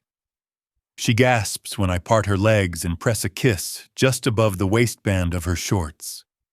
She arches under my touch, coming undone, clinging to me as wave after wave hits. When it's over, I rise over her, my body tight with need. I pull out and finish on her stomach, watching her breath hitch as I smear it into her skin. I want all of you, Natalie, I whisper. But I'll wait. You'll let me know when it's time. Chapter 18. Natalie. This is a setup, Morris growls, slapping the table hard enough to rattle the pens. It's extortion. My temples throb at the sound. He's been playing the victim since he walked in the door. If you pay, she'll sign the NDA and refuse to testify. No testimony means the charges are dropped, I say for the third time. He should be grateful. It's a miracle we're even getting this deal. When the email landed from the woman's attorney, I felt a flash of relief. No drawn-out media circus, no dragging this through court. I'd spent my weekend buried in statements and PR drafts, anticipating damage control. A small part of me wanted her to sue, drag Morris through the mud, show the world who he really is. But she's doing what's right for her, and I respect that. As for him, he'll probably land himself in hot water again. Guys like Morris don't learn. It's about the principle. I didn't do anything. It was an accident, he protests, throwing his hands up. He's jittery. Less smug than usual. Usually he's cocky, unbothered. But today, his energy's erratic. People get sued for accidents all the time, I say calmly. But it wasn't an accident. Not even close. He stalked that waitress into the bathroom. The camera footage shows him checking to make sure no one saw. She hit me! He snaps, standing so fast his chair slams the wall. A paralegal pokes his head in. We're fine, I say quickly. Daniel just got a little loud. Isn't that right? He mutters something and drops back into his seat like a sulking teenager. I nod at the paralegal to let him know he can go. God, I'd rather be anywhere else. Like back in bed with Dylan where we spent the weekend. He brought food, gave me earth-shattering orgasms, and watched terrible reality shows without complaint. Total dream. Look at my face, Morris says, pointing to the dark bruise under his eye. Yeah, I see it. I barely keep the smile off my lips. The waitress nailed him good. Too bad it wasn't on video. Fine. Offer her half. I'd advise against that. It'll leak before it's filed and destroy what little reputation you have left. Half, he repeats. And tell her I'm considering suing her. Unreal. I pull out my phone. We're looping in Shelley. You hired us for a reason. Let us do our jobs. He sighs dramatically. I press dial. He'd never speak to Shelley or any of the male attorneys this way. I'm convinced the only reason he hasn't kicked me off this case is because he's still hoping I'll agree to some sleazy dinner date. He's still got that smug grin, still trying to peek down my shirt. He's vile. Eventually, with Shelley on the call, we wear him down. This is a mistake, Morris grumbles, pulling out his phone. Drake will call the DA once we confirm with the woman's lawyer. He thinks the case can be dismissed by tomorrow. Drake's got connections, and once word spreads that she won't testify, it's just a matter of paperwork. Should have never been a case, he mutters. Shelley will send me the final statement. Something about a misunderstanding. An accident, he corrects. Right, I sigh. I'll review it, and it should be ready to go. Still pissed about it. Anything else before we wrap this up? All I want is to see Dylan tonight. Dinner? You? Me? I'm starving, he says, licking his lips. Number, I have to prep everything to go out. You've got a stick up your ass, he mutters, standing. If it were a dick, you might actually smile. It takes everything I have to stay composed. We're done here, Mr. Morris, I say as coolly as I can. He pauses at the door, smirking. Oh, we're not done, Natalie, not even close. That chill down my spine, it's not imagination. Men like him never take no quietly. Chapter 19. Dylan. I swear, clients like this are what make me want to quit law, Natalie mutters, clearly drained. We're at my place tonight. I cleared away all traces of my knitting hobby and made a run to the store to prep chicken parmesan. Brooks even handed me a jar of his signature marinara and insisted I pair it with a full-bodied red from his private stash. It wasn't cheap, but the way Natalie's eyes light up after her first sip makes it more than worth it. This Morris guy sounds like a walking lawsuit, I say. She can't share specifics, attorney-client privilege and all that, but she's hinted at enough for me to know he's a train wreck, and dealing with him is wearing her down. He is. If it were up to me, I never would have taken him on. My partner owed someone a favor. Her nose wrinkles in frustration. I top off her wine. Did you have a case that pushed you to walk away from the job? She asks. Not exactly. It was my mom, I say, lowering the heat on the stove. She got diagnosed with cancer. Dad died when I was 14, hit a patch of black ice and a semi took him out. After that, it was just her and me. So when she got sick, I was juggling court, clients, and all her treatments. Chemo takes hours sometimes, and I hated that she was doing it alone. No case was worth that. I start dredging the chicken through egg, then breadcrumbs, trying not to get too lost in the memory. She looks good now, Natalie says gently, as if checking whether it's okay to bring it up. She's in remission, doing great. I press the coated cutlets into the hot pan.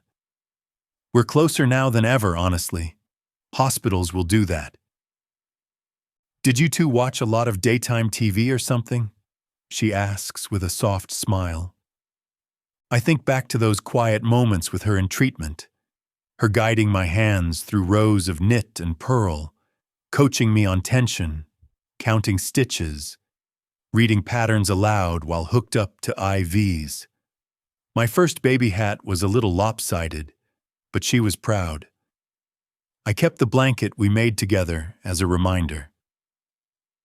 Something like that, I say with a shrug. I shift the chicken into a baking dish, layering each piece with sauce, mozzarella, and basil. Did she teach you how to cook too? Natalie asks as I slide the dish into the oven. She did, but I've only got a few meals in my wheelhouse. The rest? Average at best.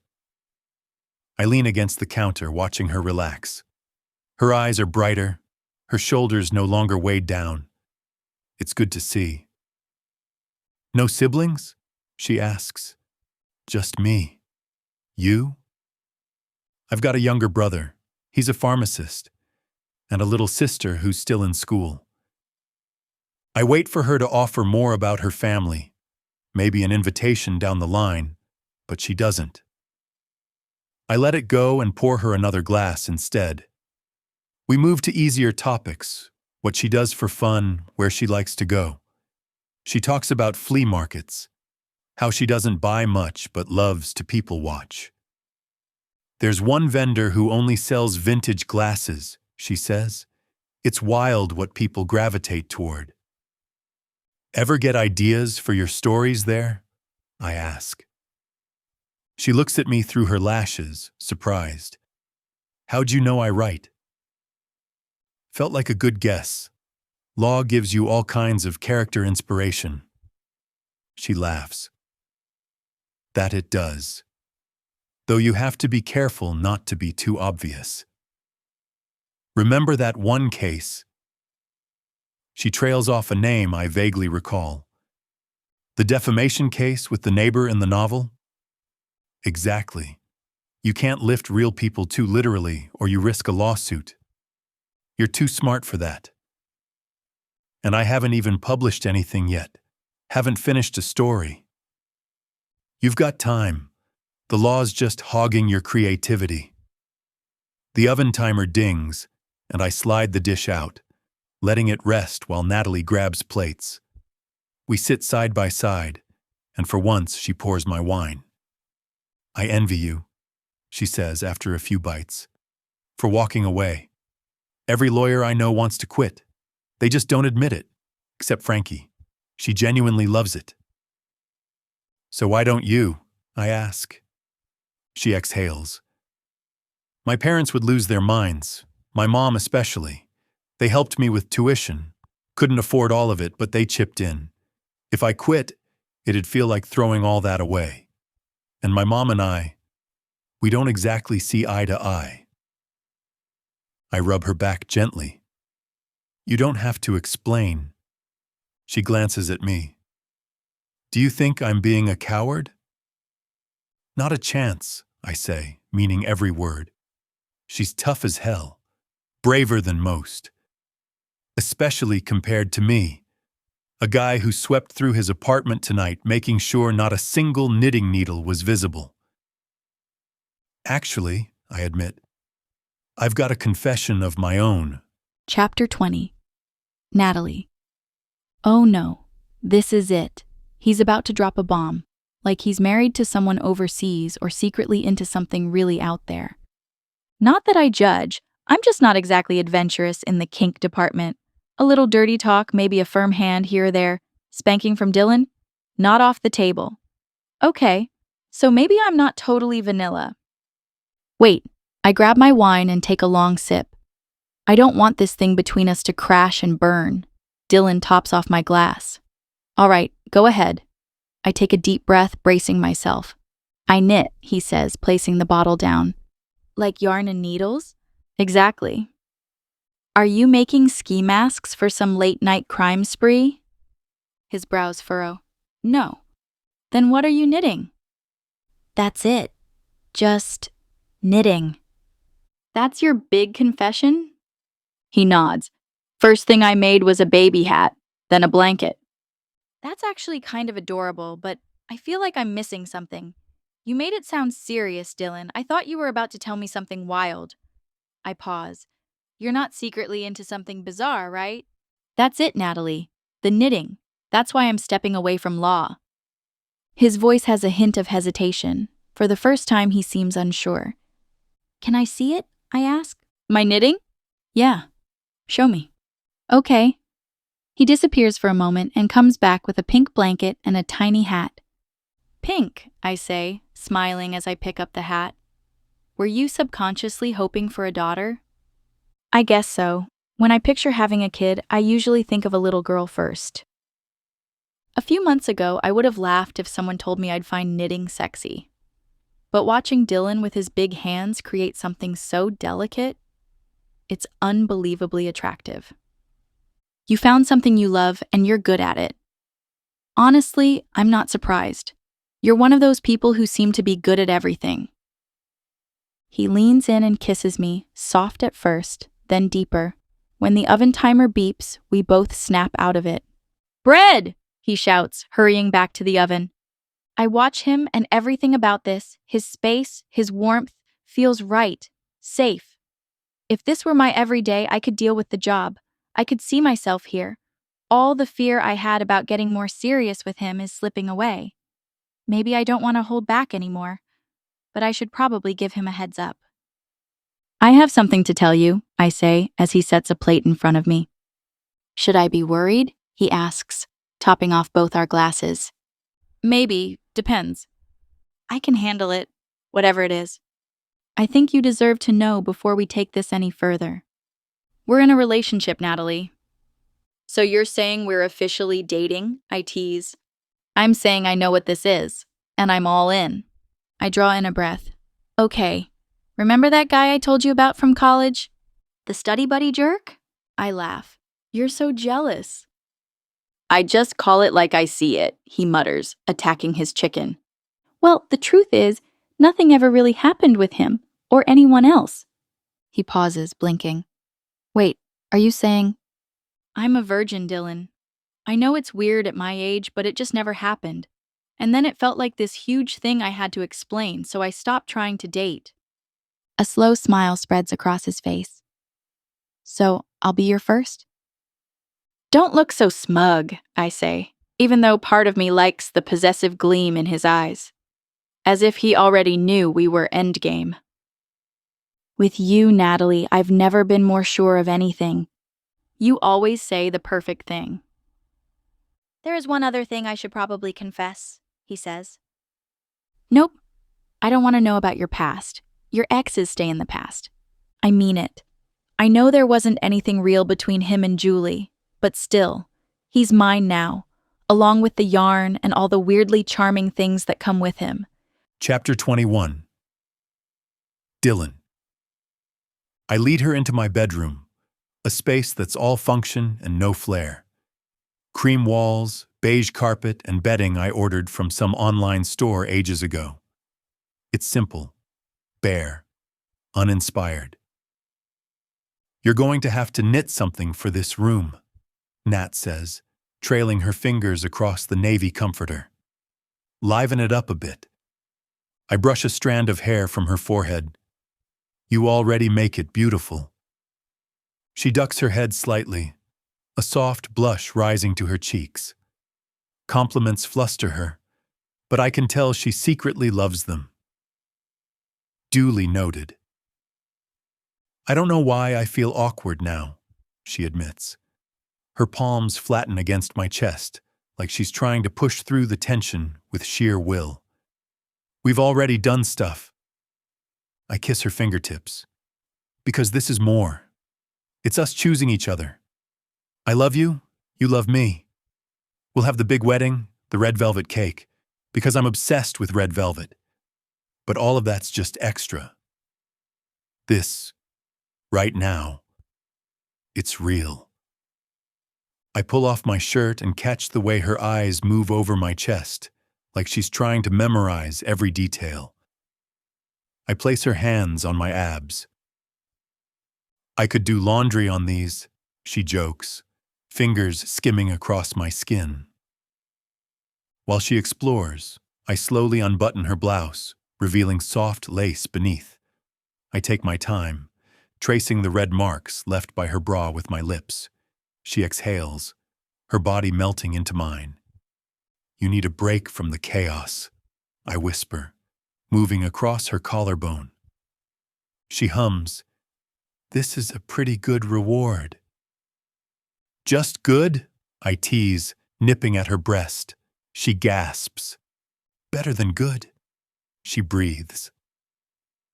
I soothe her skin with my tongue, slide my hand down into her panties, and find her already warm and ready.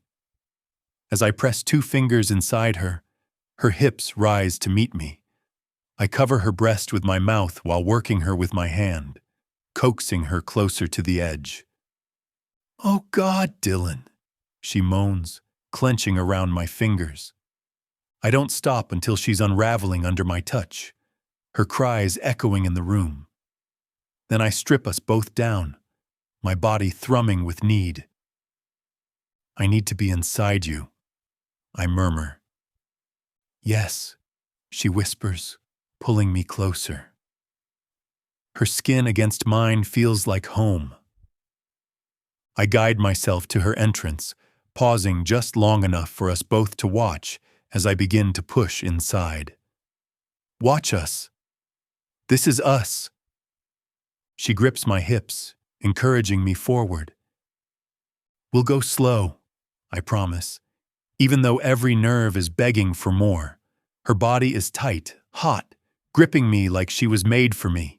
Inch by inch, I sink into her, fighting the urge to give in to the fire. Her breath catches, maybe from the stretch, or maybe from something else. We're locked in, Not just physically, but in every other way, too. Just me, I whisper. Just you, she echoes. That's all it takes. I lose whatever control I had left. I thrust deep, and she gasps, wrapping her legs around me. Our rhythm builds, hungry, desperate, perfect. She tightens around me, trembling. Her cries rise again as her release hits. I follow, pulsing inside her with everything I have. When the world settles, I gather her close, pressing kisses against her forehead, her cheeks, her lips. There's one more thing I need to tell you, I say softly. She stiffens slightly. That thing you said you didn't need to hear? Her eyes meet mine, wary. You're the only one I've ever been with. She blinks. Wait, are you saying you were a virgin? I smirk. Yup, saved it for you. She chokes on a laugh. I love you, Dylan. I love you too. She buries her face into my neck, and I wrap my arms tighter around her. Neither of us says another word. We don't need to. What we just shared said it all. Chapter 22, Natalie. I power through the last few emails in my inbox, eager to call it a day. What I really want is to head home, curl up with Dylan, and leave the work stress behind, but I made plans. Tonight, I'm meeting the girls, and I can't be that friend who vanishes the moment she's in a relationship. Luna still shows up, and she's engaged, even if I'm not sure she's entirely in love. I know I'll enjoy myself once I'm out, but I can't deny it. I miss Dylan constantly. It's like the longer we're together, the more I crave him. Thankfully, it feels mutual. We haven't spent a night apart since we first made love. We've been rotating between our places, though mostly his. It's more spacious, and he insists on cooking for me. I won't lie, it's been really nice. Natalie, I don't need to look up to know who it is. That voice instantly dampens my mood. Morris. I drafted a resignation letter last week, but I never sent it. I need this job. And though I hate admitting it, the thought of moving in with Dylan just to escape work feels wrong. I don't want to risk him thinking I'm using him as a way out. He means too much to me. He's become the thing I look forward to every single day. I didn't realize how empty my life felt until he filled it. With laughter, with love, with warmth. Can I help you with something, Morris? I ask, keeping my tone neutral, even though my patience is running low. Yeah. He steps in and shuts the door behind him. The blinds are open so people outside can still see in. I consider asking him to keep the door open, but something tells me he might actually need to say something confidential. Should I grab Drake for this? No, this is between you and me. He slides into a chair uninvited. There really shouldn't be anything between you and me that isn't legal related. I'm still pissed about the settlement, he says, as if I haven't heard this 100 times already. He should be grateful. That deal saved him. Sometimes you have to take a loss to prevent a total disaster, I reply. That's what this was about, protecting your reputation. And who's protecting yours? What are you talking about? His tone has shifted, and the grin on his face turns my stomach. You should have just said you had a boyfriend. I blink at him, unsure where this is going, but I don't like it. My personal life has no place in this office, I say flatly. Oh, come on, Dylan Wolfson? You think sleeping with him is going to buy you a better position in his practice? I stand. You need to leave. Now. Drinks later? He asks, as if he didn't just say something completely inappropriate. My heart picks up speed. I remind myself there are people outside the office. He won't try anything here, but the look in his eyes, it's predatory, cold. I'm asking you one last time to leave my office. He slowly rises, smug as ever. I see you, Natalie. You can pretend all you want, but I always get what I want. With that, he turns and walks out, leaving me shaken. I give myself a moment to collect my things before heading to Drake's office. He sees me through the glass and waves me in. I want off the Morris case, I start, not hiding my urgency. He just, not this again. He sighs, reaching for his jacket. Sir dash dash. I don't have time for this today, he interrupts, grabbing his phone. You're still new here. This isn't the hill you want to die on. With that, he walks past me and out the door. I wait a moment so I don't end up in the elevator with him, then finally leave.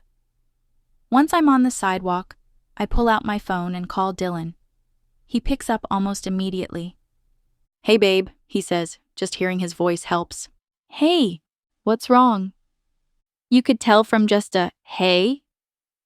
Absolutely. What happened? Aren't you meeting Frankie? She's with Frankie? Someone says in the background. Zip it, Cade, Dylan mutters. Then to me, you okay? Yeah, heading there now, but Morris came into my office today and said some things. What kind of things? Stuff that made me feel like he's watching me.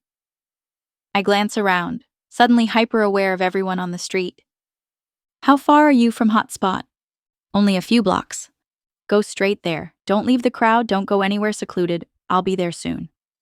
There's steel in his voice now. You hear me, Nat? Yeah, I hear you. I love you. I love you too, baby. I'm on my way. The call ends, and I hustle toward Hotspot. When I arrive, Frankie's already snagged a table. What's wrong? She asks the second she sees me. That obvious, huh? I drop into the seat, setting my bag down. Not always, but you're pale, she says. That's saying something. Very few things ever rattle me, but Morris has officially made the list. It's Morris, I tell her. Daniel Morris? Her eyes go wide. Yeah. He's here. My stomach sinks. Frankie doesn't move, doesn't even shift, just glances toward the bar with her eyes. I follow her gaze. He's standing there, watching me. Chapter 23. Dylan. I got to Hotspot in under 10 minutes, Caden trailing right behind me. He refused to let me leave solo. You can't afford trouble, he said. Your contract's not guaranteed. Translation. One wrong move and he's out before ever stepping on the field. I'll keep my distance, he promised. I had my doubts. Caden's known for letting his mouth and fists run hot. Inside, Morris was towering over Natalie's chair, shouting loud enough to draw every pair of eyes. Don't hire this joke unless you want to lose everything. Her face flushed, not with anger, not with embarrassment. No, it was humiliation, and that made my blood boil. I moved without thinking, grabbing Morris by the collar and dragging him toward the door. What the hell? Let go, he shouted, flailing. Somebody call the cops. I'm being assaulted. A couple stepped in just as I reached the entrance. One look at me and they backed out, giving me a clear path. Caden pushed the door open, and I hauled Morris outside. On the sidewalk, I let go. You've got two options, I told him. Option 1, stay out here, and I'll put you on the ground. Option 2, you walk back in, apologize to Natalie, tell everyone she's a damn good lawyer, and buy a round for the bar. His voice went shrill. I'm the victim. That settlement drained me. She set me up. Probably schemed with that other woman. She's nothing but... He didn't finish. My fist cut him off. His head snapped back and he staggered. I caught the front of his shirt and yanked him back upright. Morris swung wildly. I let him connect once. Oof, Caden muttered behind me. I didn't feel it. Too furious. I blocked the next two punches, then tightened my grip. The fabric bunched in my fist. I slapped him, once, then again, quick and deliberate. He opened his mouth, probably to insult me, but I didn't give him the chance. My knuckles cracked across his face, again, nose this time. He sagged. I let go, and he dropped to one knee. She got you the best deal you'll ever get, I told him, chest still heaving. You don't even realize how lucky you are. Morris turned toward Natalie, who had followed us outside. What did you tell him? He spit blood onto the pavement. Caden took a step back, disgusted. My shoes weren't so lucky. Talking about my case outside the firm? You're finished. I'll have your license revoked. Go ahead, Natalie said coolly, coming up beside me. I'm done with this job anyway. I'm tired of protecting scum like you. Even after I locked away your secrets with a golden deal, you still act like a victim. I quit. I'm going to learn to knit with Dylan. Morris blinked. Then he laughed. Knitting? You're with this guy, Mr. Soft Hands? This soft hands guy just rearranged your face, I said, slipping my arm around Nat. So maybe think twice before you speak again. She touched my cheek gently. He got you pretty good here. I had to let him get one in. It's protocol. Right. Self-defense, she said. Exactly. The knitting group won't judge me. They'd be more upset if I did nothing. I'm calling the cops, Morris yelled behind us. Great, I called back. Send them to my place. I'll be waiting. You're not even a real man, he shouted. I didn't react. Nat, warm under my arm, was smiling. You're my man, she said. And I need you to be. I'm quitting, which means I'll need some backup. I'm in, I said without hesitation. Taking care of you is the only job I care about. I'm not used to letting someone catch me when I fall. That's okay, I told her. Because I'll be here. Always. Epilogue. Natalie, typing the end hits harder than I expected. It's more than just wrapping up a story. It's proof that I finally chose my own path, that I stopped letting fear drive my life, that I dared to dream and followed through. Fear can lock you in place. Dylan helped me break free of that, not just with words, but with action, every single day. His belief in me has carried me farther than I could have gone on my own. The day I walked away from the firm was the day I started living. Really living. With Dylan right there, never missing a step. Our first stop? Not a courtroom. No, that chapter was already closed. Morris imploded on his own, a casualty of his own recklessness. Instead, we went to the courthouse to make it official. Husband and wife. Fast? Maybe. But neither of us wanted to slow down. I used to think love at first sight only existed in fiction. Then I met Dylan and everything clicked. That phrase, when you know, it's real. Babe, Dylan calls out from down the hall. I shut my laptop as he steps into the office he designed just for me. I finished, I tell him, and I can't help the smile that spreads across my face. I knew you would, he says, leaning in to kiss me. So, do I finally get to read it? I was thinking I'd read it to you instead. He grins. Our next bedtime read. Exactly. I can tweak anything as we go, or talk through parts if they feel off. Sounds perfect. He kisses me again, then holds up a box. You got a delivery. Me? You sure it's not one of your baby hauls? I laugh. They were all necessary, he insists, which only makes me laugh harder, because he genuinely believes that. He's been in full nesting mode, completely in love with prepping for the baby. I'm only 4 months in, but you'd think the baby's arriving tomorrow with the way he's baby-proofed everything. Half the cabinets won't even open anymore. But honestly, I wouldn't change a thing. Watching him prepare to be a dad makes me fall for him even harder. I already know he's going to be amazing. I take the box and glance at the return address. Ah, now I know why he brought this one to me. It's from my mom. To say she didn't take the news of me leaving law well would be putting it mildly. We didn't speak for weeks, and that hurt more than I expected. Maybe it was watching Dylan and his mom, seeing how a mother is supposed to love you through anything. My hurt shifted into anger.